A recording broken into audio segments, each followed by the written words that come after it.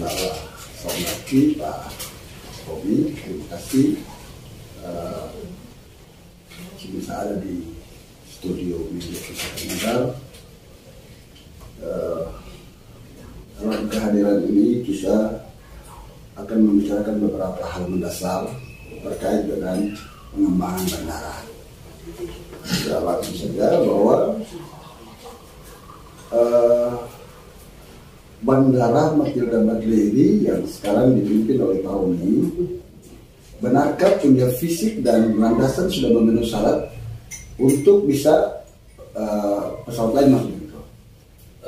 Terima kasih, selamat pagi. Kalau untuk landasan kita, Bandara Matilda Badleyri ini sebenarnya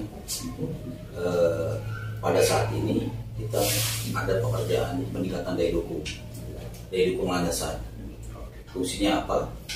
Itu untuk bisa pesawat berbadan besar seperti Boeing series ya, dari 500 sampai 900 series, biar bisa mendarat di tempat kita.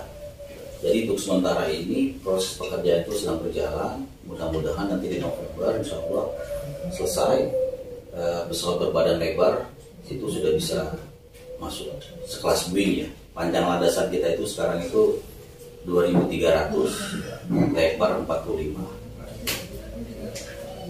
Selain itu, selain landasan yang sudah ditambah 300 meter pesawat, tetapi dari fisik lain atau dari bangunan lain sudah bisa mendukung untuk operasinya pesawat berbadan besar. Untuk operasi berbadan besar pesawat itu bisa, cuma memang terkendala di terminal.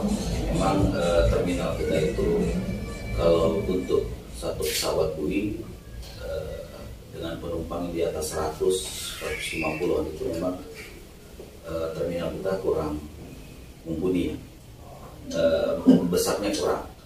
Jadi memang kita ada programkan untuk pelebaran terminal untuk mendukung pesawat berbadan besar seperti ini.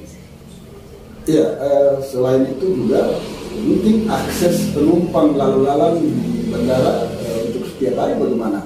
Artinya kalau dilihat dari bangunannya kecil, tapi bagaimana belakangan ini ada yang terlalu banyak atau begitu? Sebenarnya kan untuk saat ini kita penerbangan itu kan 1 hari sekali wings, sama juga ada pesawat perintis ya. Kalau untuk wings itu kan penerbangan cuma 70-an sekian, 72, itu masih bisa mengcover, Tapi nanti dengan Boeing itu mungkin agak sedikit padat tuh terminal itu kelihatan lebih ramai, agak lebih sempit gitu jadi kesannya, karena memang terminalnya tidak bisa mendukung pesawat Boeing. Karena sekarang satu hari pesawat saja Pak. Jadi mungkin kurang ramai begitu, karena satu hari hanya satu kali penerbangan. Bagaimana langkah ke depan seperti apa nih Pak? Jadi untuk pesawat ini memang kan tergantung demand ya, pangsa pasar juga. Kita ada beberapa kemungkinan. Ada waktu itu dibantu juga dengan pemerintah daerah ya, waktu dengan Pak mantan Bupati terdahulu sudah pernah konfirmasi ke salah satu VP-nya di Citylink bahwasanya mereka itu antusias untuk masuk ke Somlaki. Tapi karena ada satu hal sampai hari ini itu pembicaraan tahun lalu. Jadi untuk sampai saat ini mungkin belum terrealisasi. Tetapi ada juga kemarin saya komunikasi dengan pihak Sriwijaya. Mereka itu berkeinginan juga masuk dengan pesawat Boeing seriesnya, Boeing klasik itu seri 500. Ya. Kita berbicara, saya bilang dari kemampuan segi daya dukung landasan, nanti kami sudah mampu untuk mendarat pesawat itu. Dan kita masih komunikasi ya, kita lihat aja lah. Mudah-mudahan dengan penambahan pesawat ini bisa mendapatkan pertumbuhan ekonomi lebih baik dari sini. Ya. Perlukah koordinasi untuk pesawat baru atau pesawat penambahan pesawat ini? Apakah hanya sebatas bandara yang mengatur ini atau mengakses ini, atau ada hubungan kerja lagi dengan pemerintah daerah gitu? Kalau segi operasionalnya, mereka bisa langsung bersurat ke kami ya, Sriwijaya. Nanti kita akan lakukan verifikasi dulu. Lakukan verifikasi landasan itu bukan kami yang melakukan, itu nanti kantor pusat kami bersurat untuk melakukan verifikasi apakah landasan kami, bandara kami ini bisa tidak untuk mengcover buoy. Nanti rekomendasi dari kantor pusat kami itu yang kita sampaikan, kalau memang bisa ya sudah. Jadi selain rekomendasi, kalau sudah berarti kita harus koordinasi juga dengan pemerintah daerah seperti apa ya? Kalau koordinasi dengan pemerintah daerah mungkin terkait nanti hal-hal yang sifatnya ke pemerintahan lah. Jadi memang kalau untuk pesawat masuk kemari itu memang kami butuh dukungan dari pemerintah daerah.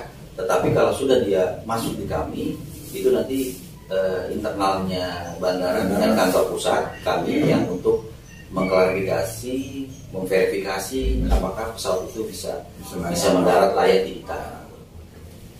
Kalau sementara kita masih berada di posisi landasan atau bandara di masalah infrastrukturnya, ini bandara ini kan dekat danau. Kalau menurut bandara itu ada pengaruhnya tidak? Jelas ada pengaruhnya, Iya. karena air itu kan bisa merusak konstruksi kita, apalagi itu dekat sekali. Tetapi ya apa mau dikata, sudah dibikin tempat wisata.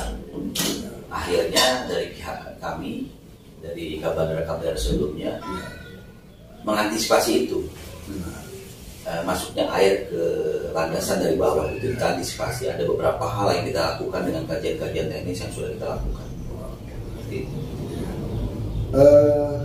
Selebihnya untuk mengantisipasi lebih paten, apa bisa bikin talut apa supaya jangan ada rembesan masuk begitu, ada rencana-rencana begitu, mungkin sampaikan ke pemerintah daerah bagaimana untuk bisa mengatasi itu, karena itu danau itu adalah milik Pemda.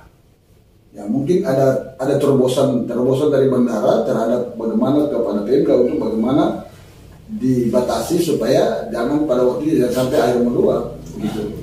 Nah ini seru nih kalau baca bicara masalah danau ini seru. Jadi sebenarnya gini, seharusnya sih tidak perlu ada danau di situ atau genangan. Jadi sebenarnya gini, saya coba bicara dulu masalah operasional. Ya. Itu landasan kita itu lebar 45. Ya. Stripnya itu baru 75, 150. Nanti ke depan kalau bandara ini berkembang menjadi bandara instrumen seperti Ambon, itu lebar stripnya. Karena ini Bapak sudah sampai di lebar jalan, ini saya belum sampai. Saya mulai gali dari masalah danau ini, artinya bagaimana cara, karena kedepannya seperti apa begitu. Karena boleh bilang bahwa bandara internasional Matilda Batler Somlaki, tapi kapasitasnya masih sebatas penumpangnya belum apa-apa sebenarnya. Nah maka itu pasti ke depan kalau kita bicara seperti di Ambon, berarti pasti sudah lebih dari situ. Nah inilah kita harus antisipasi ke depan seperti apa gitu. Nah itu tadi saya bilang. Ya. Jadi kalaupun dibikin talut apapun itu ya tetap aja nggak ada gunanya kan. Ya. Air itu kan manusia dari bawah. Kalau kita kasih talut pun tetapnya ngalir dari bawah, ya kan. Jadi ke depan kalau bandara jadi internasional ataupun jadi bandara instrumen, itu lebar streamnya itu 150 meter kali 2, berarti 300 meter. Ya. Berarti danau itu nanti akan kena 75 meter. Ditambah lagi jalan akses mungkin sekitar 90-an meter itu danau itu kan tertimbun. Kalau itu nanti akan berkembang ke depan. Jadi mau tidak mau, suka tidak suka, ya akhirnya tutup. Benar. Jadi begini, sekarang ini walaupun Bapak punya rencana ke depan untuk bagaimana lahan itu dibuka, artinya landasan dibuka, tapi akhirnya sebentar dia buka sendiri nih. Iya, artinya walaupun bagaimana, tapi dia ada buka sendiri. Sementara kita belum buka.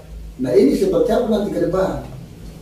Perlu diatasi secepatnya. Ya, jadi kalau masalah itu kan teknis banget Pak ya. Teknis banget. Benar. Itu kan butuh kajian daripada para teknisi, ilmuwan toh. Ya. Mau diapakan ini, apakah dibikin talut, bikin apa kan kita juga nggak tahu. Jadi memang secara tidak langsung kami dari pihak bandara sudah mengantisipasi. Oh, ya. Sudah mengantisipasi bahwasanya akibat ada genangan di sebelah, kan itu sebenarnya genangan itu kan sudah bisa dialirkan melalui saluran yang ada di box culvert. Itu ada yang membelah di landasan. Jadi kalau box culvert itu saluran itu dibuka, di tengah landasan itu dibuka, itu air danau itu genang habis, kering. Jadi hanya sementara ini yang informasi dari kawan-kawan, kebetulan saya juga di sini masih baru juga ya, baru setahun setengah. Dulu-dulunya itu katanya ditutup aja timbunan tanah. Ya sebenarnya. Jadi kalau dibuka timbunan tanah itu Pak, danau kering.